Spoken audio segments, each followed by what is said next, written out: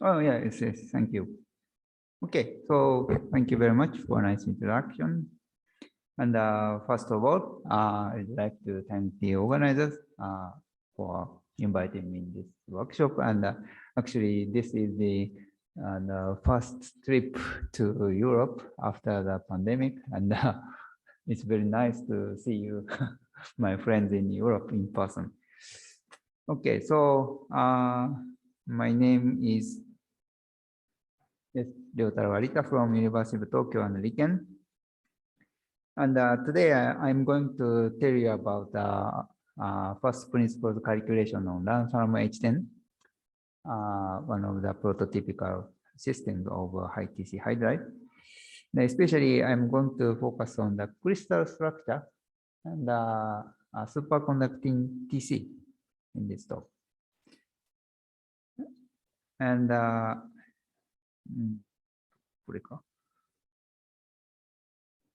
okay, so this work was done in collaboration with people in Tokyo and Rome and Keio University, Okayama University, Saitama, and Tohoku. Yes, but especially the key players are these young people, Yuta Watanabe, and that's one graduate student of my group, and Jose Flores Rivas from Rome. And these are references of my talk today. Okay, so so in this workshop, there are already many talks on superconductivity in LaH10, and I'm not going will not discuss too details about that. But anyway, in 2019, there are two experimental reports and from the group of Professor Hemre and Professor Helmet. And they concluded that they observed superconductivity. And so if we apply pressure as high as 150 gigapascal, and then transition temperature is about 250 gigapascal. And so in the first part of my talk, I'm going to discuss the crystal structure of this system. And as I will discuss in the next slide, actually the crystal structure of the system is very important to understand bearing instability in the system. And especially, I'm going to discuss in the phase diagram in the plane of temperature and pressure, in which region crystal structure, which is good for superconductivity, is realized. So this is the issue which I'm going to address in the first part of my talk. And so I'm going to start with this paper. So Ion area. And actually, I'm the co-author of this paper, and there are several co-authors in the audience. So in this paper, it's shown that so the density electronic structure or crystal structure is very important to understand the high TC superconductivity in the system. So if we look at the density of states of this high symmetric structure of FM3 by M, so we see that there is a very sharp peak around the film level. So this is good for superconductivity because superconductivity is in general an instability of film level. So the density of states of film level is very high. It's good for superconductivity. But if this the structure has some distortion, then this peak disappears, and so this is not good for superconductivity. And so if we plot the enthalpy as a function of pressure, and we see that this high symmetric structure which is good for superconductivity, becomes stable only for pressure as high as 300 gigapascal. So this is not apparently consistent with the experiment because in the experiment, high TC superconductivity is observed even around 150 gigapascal. So then in this paper, so we considered the effect of quantum effect, the effect of zero-point motion. And but here there is one more interesting property in this system because so if we calculate the phonon dispersions based on the harmonic approximation, then we see that at 150 gigapascal or 200 gigapascal, there are so many negative modes. So harmonic approximation is not good for this system. And so then in this paper, also we consider the effect of anharmonicity based on the self-consistent phonon theory, SCPT. And then so the system becomes dynamically stable. And based on this calculation, if we consider that the effect of zero-point motion, then can show that this high symmetric structure, which is good for superconductivity, can be stable even at 150 gigapascal. So due to the effect of quantum effect. So this is the calculation for zero temperature. And then my student, Yuta Watanabe, then he interested in the effect of finite temperature. And so he recently performed the path integral molecular dynamics simulation. And for the method of path integral molecular dynamics on Wednesday, maybe the Professor Hemler already gave an introduction to this method, so I'm not going to the details, but the basic idea of basic path integral molecular dynamics is the following. So namely, so we start with this Hamiltonian and we calculate the partition function and then do the Suzuki-Trota decomposition. And then, so here we see that if we prepare the PB replica, PB means the number of replicas copies, and for each atom, and if we perform the molecular dynamics simulation, then we can take account of the quantum effect.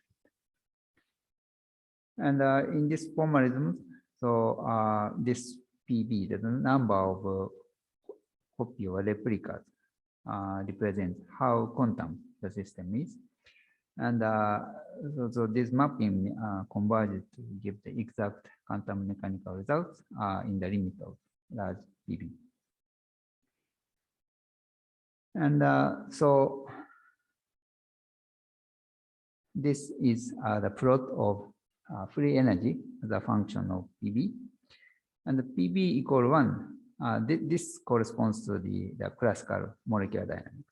So by doing this calculation, we can think about the effect of finite temperature. And we see that if we, so PB is as large as 36, then the result is almost converged. So hereafter, I'm going to show the results of PB equal 36. And in this calculation, both finite temperature and the quantum effects are considered. And from the MD simulation, we look at the crystal structure for given pressure temperature. And these are typical examples. So in this case, it is symmetric, so no distortion. But when the temperature it's not high or pressure is not high, then the cage is distorted. And by looking at this structure and calculating the X-ray diffraction pattern, we discuss the symmetry of the system.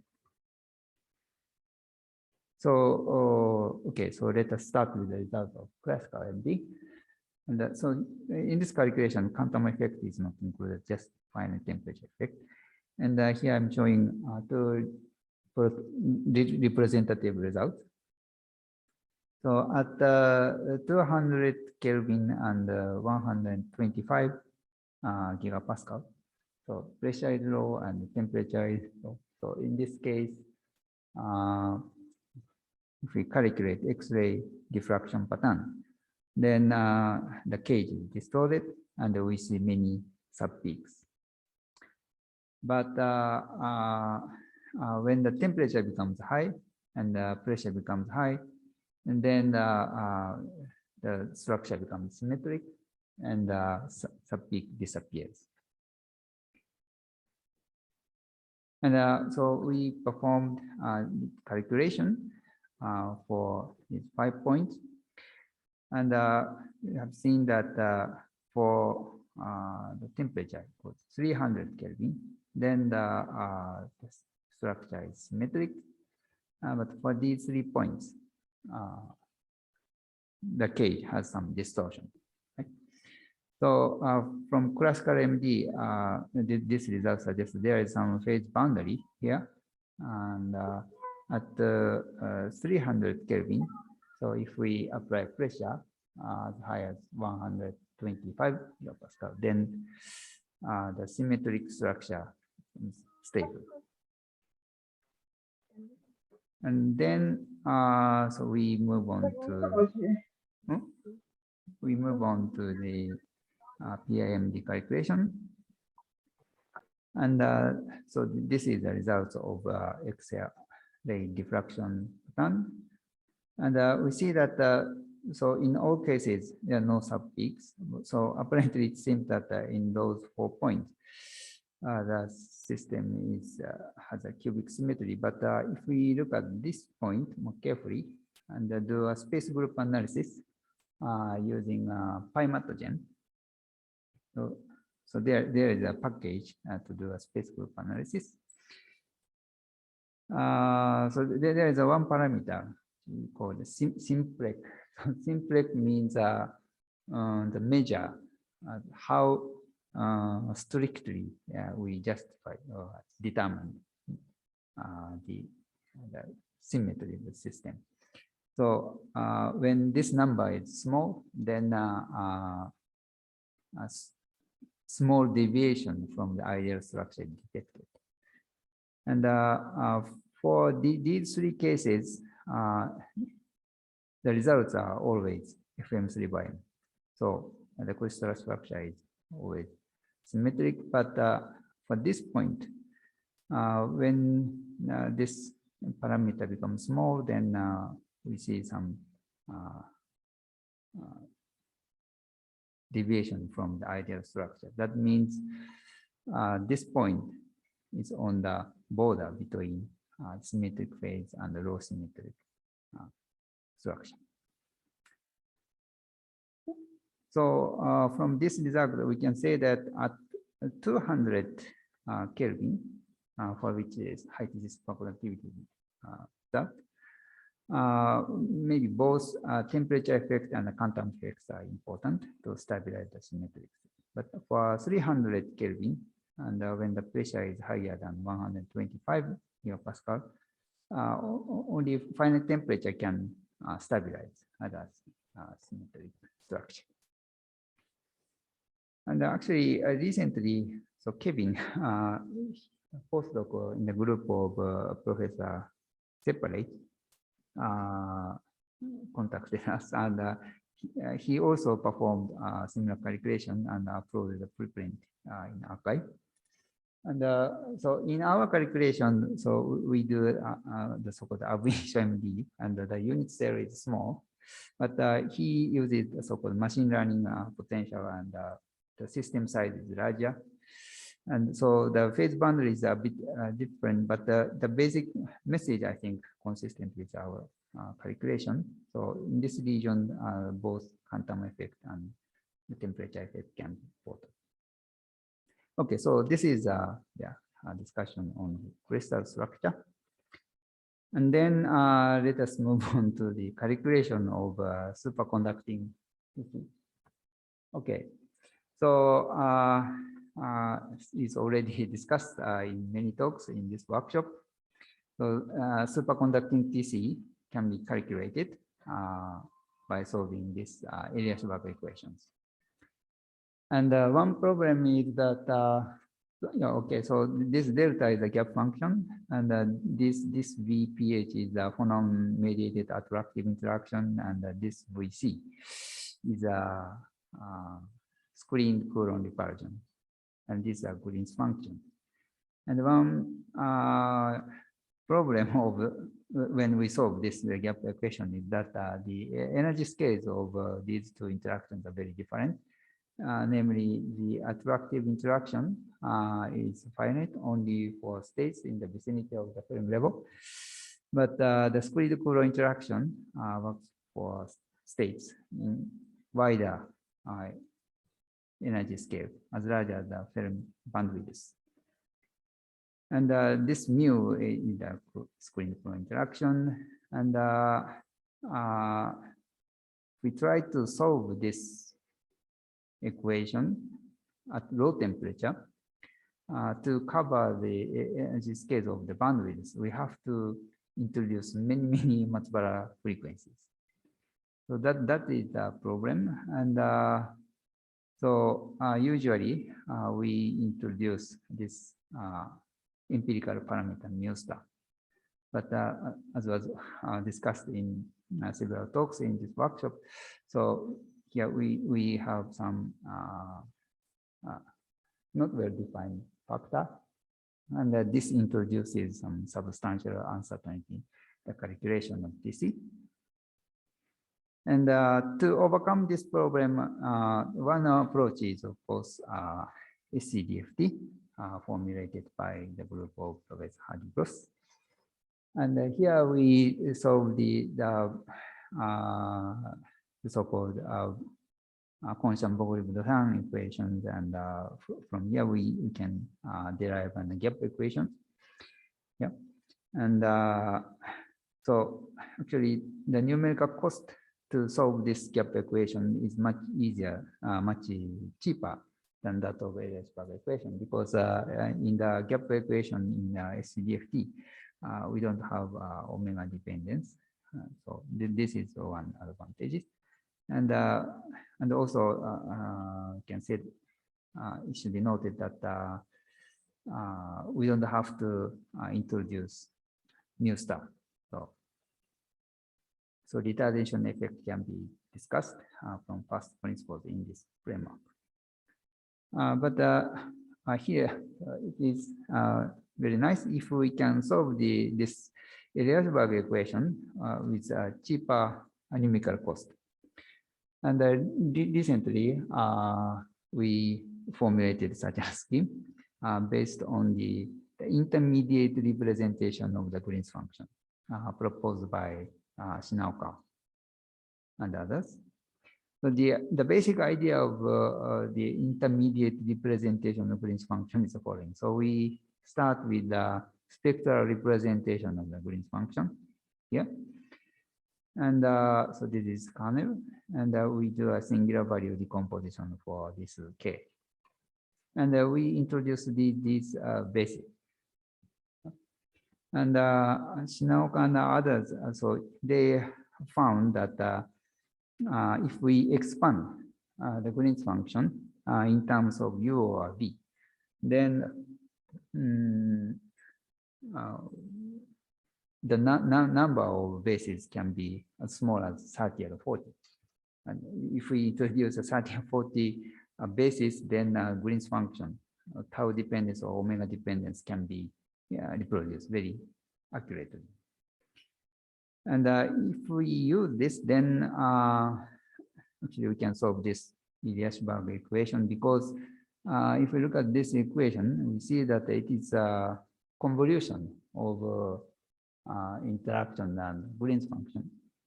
So if we do a Fourier transform and go to a tau space, and then we can calculate the right-hand side of this equation. So the point is how to do a Fourier transform efficiently. And if we use an intermediate representation, we can do that very efficiently because so g over I omega or g of tau can be expanded in terms of this u.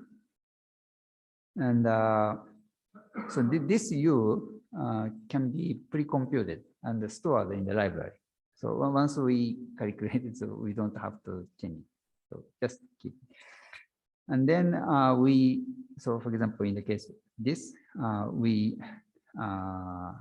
try to do, we determine the coefficient of the Green function. And then once we have this coefficient, then using this, we can calculate g of tau. So the calculation from g of tau or from g over I omega to g of tau or vice versa, from g of I omega to g of tau can be done very effectively. And then using this fact, then actually we can solve this equation very efficiently. And yes, so this is one demonstration. So here we calculate the eigenvalue of this Eliashberg equation, and this maximum eigenvalue, when this maximum value becomes unit 1, then that temperature corresponds to the transition temperature. And if we do the standard calculation, so I'm showing 2 examples for lanthanum LaH10 and niobium, elemental niobium. So the TC of elemental niobium is about 10 Kelvin, so it's quite low. So we need to introduce many Matsubara frequencies. So 4,000 is not enough. Okay. And but in the case of hydride, fortunately, TC is high. So if we introduce 1,000, 2,000 Matsubara frequency, then it's converged. But the numerical cost is still very high. And we do the same calculation using intermediate representation of the Green's function. And in this case, sorry, so this lambda is this cutoff. Yeah. And even though lambda becomes large, actually the Lmax, the number of bases required to represent the Green's function, is always 30 or 40. And we see that so the result doesn't change. And so with a very small numerical cost, we can solve this Matsubara frequency, Eliashberg equation. And so we implemented this scheme, and so we solved this Eliashberg equation. And yeah, so for the spin-coulomb interactions, we use the code LaH10. LaH10 is developed by my old friend Kazuma Nakamura in Kyushu Institute of Technology. And so this calculates the spin-coulomb interaction with random phase approximation. And this code can also calculate, estimate the Hubbard U or Hund coupling using constraint RPA method. So when we derive an Hubbard U in the Hubbard model, we have to exclude the screening of low energy electrons, and this code can do such a constraint. But in this case, we don't have to introduce such constraint, and the calculation is a simple RPA. And for the spin-coulomb interaction, we use this. And in the following calculation, we neglected the omega event, so we use the static approximation. And the following part, so we use the quantum espresso, And Takashi Koretsune and Tiachuan, so they developed the code to solve this equation using IR basis. And the advantage of this approach is that we can solve the Eliashberg equation self-consistently. Self-consistent means that so in this Eliashberg equation, this is the Green's function, and the Green's function has a self-energy, and we consider the self-energy to the electron-hole coupling. And we solve this equation self-consistently, and we use this sigma in this Green's function. Yeah. And this self-consistency is sometimes very important because so this is a result of hydrogen sulfide, and we do a one-shot calculation. Namely, so if we calculate the self-energy in a one-shot calculation, starting with a non-interacting Green's function, then TC is a bit underestimated.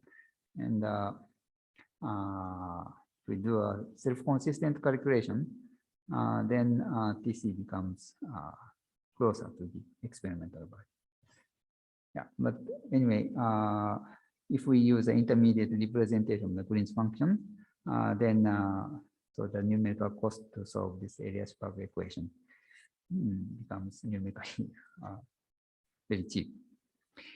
Yeah, but let me mention that this calculation is still expensive for how to say low TC superconductors, because we have in the case of low TC superconductors, another problem appears, namely, so we have to introduce the dense K mesh. And so this is a calculation of a niobium, and we see that so in the, as a function of the number of K points, we see some deviation, oscillation still. And Jiajun-1, so he extrapolated this data and determined TC. But this strategy does not work with superconductor having, whose TC is lower than 5 Kelvin, for example. So the calculation of aluminum, the TC of aluminum, is still an extreme challenge. And for this problem, so in our code, we use a uniform K mesh, but as is discussed by chairperson in this session, EPW uses very sophisticated interpolation techniques. So combining EPW and IR intermediate representation of the Green's function is an interesting project. And actually, Hiroshi Mori, my postdoc, is working very hard and tries to implement this technique in EPW. And actually, he is moving to the group of Roxana next month. And I hope that he will succeed in implementing this method in PW. And I hope that the calculation of aluminum can be possible in the near future. And by the way, this technique can be used not only in Benito calculation, but also model calculation. For example, flex calculation for the multi-orbital Hubbard model. And so, yeah, this was done in collaboration with a group of Tim Behring. And so in this paper, we solved the obtained the TC of 3 orbital Hubbard model. So in the standard approaches, the numerical cost to solve the flex is quite high. So yeah, calculation for the temperature lower than 1 Kelvin, for example, is numerically very expensive. And about 20 years ago, together with Kazuhiko Kuroki, I proposed that maybe F-wave superconductivity is realized in sodium cobaltate.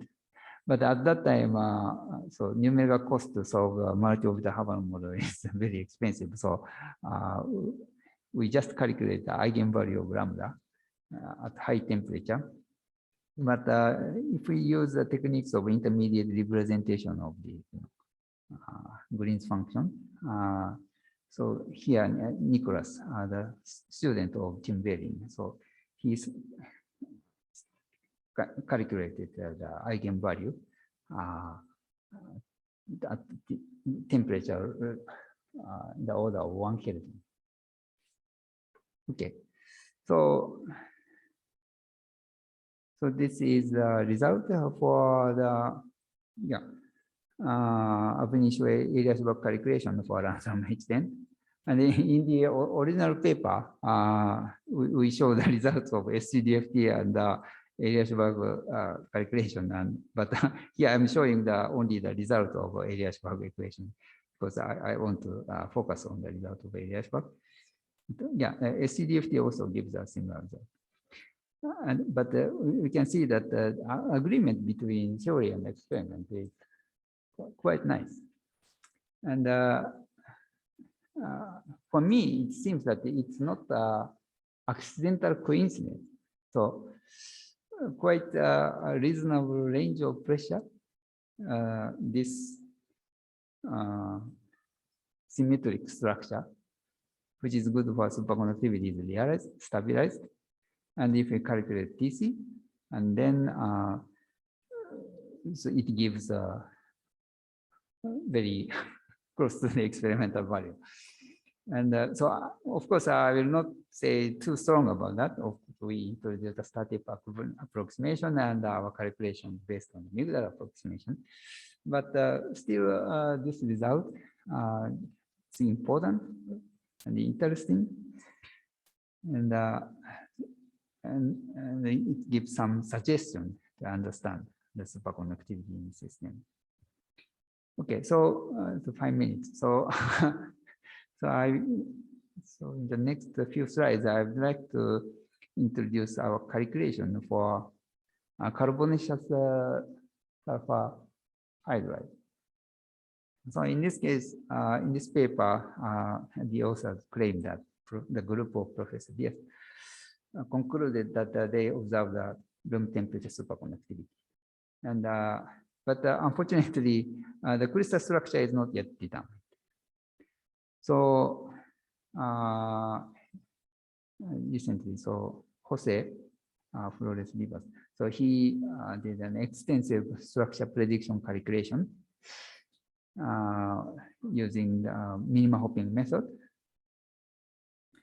And we found that in this convex hull, there are only not so many stable structures.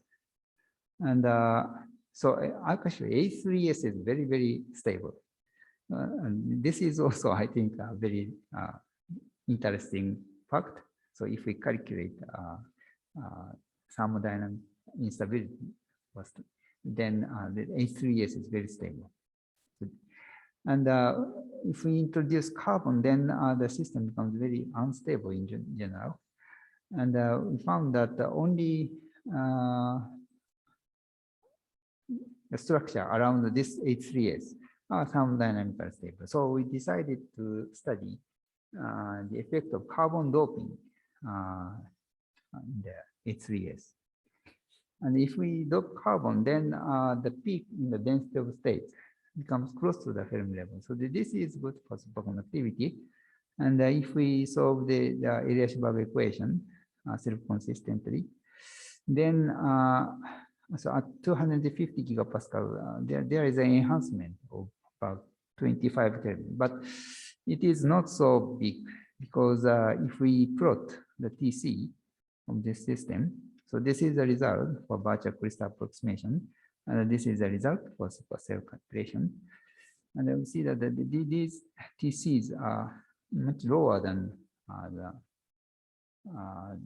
the values in the paper of Professor Diaz. So this is also an, I think, interesting result. And concerning the doping effect, we also study the effect of LaH10. So Jose again, so he introduced many kinds of elements in the networks of LaH10. And in many cases, the structure is destroyed. For example, if we put carbon, then immediately the cake is destroyed. But in the case of strontium or calcium, then the cake still survives. And if we calculate density of state, then, for example, in the case of calcium, the peak becomes close to the film level. And if we calculate TC, then again, we found enhancement of TC about 30 Kelvin.